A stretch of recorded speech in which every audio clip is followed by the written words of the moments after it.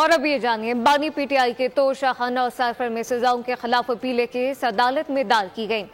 PTI के वकीलान ने सामने आ गए। लतीफ खोसा और बैरिस्टर अली जफर के बयानात में तजादात सामने आने लगे।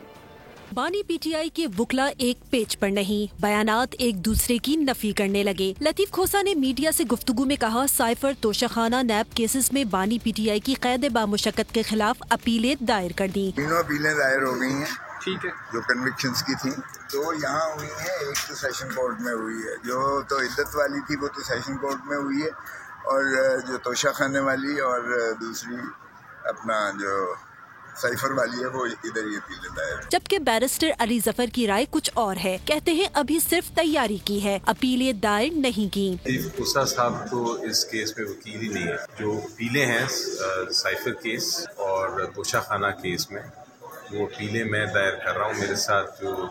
मेरे साथ जो हैं बाकी वकीला सलमान सफदर साहब हैं, हम लोग फाइल कर रहे हैं। मैं आज इसी के लिए आया हूँ। वाज़ेह रहे कि साइफर केस में बानी पीटीआई को 10 साल और तोशा खाना केस में 14 साल की सजा सुनाई गई है।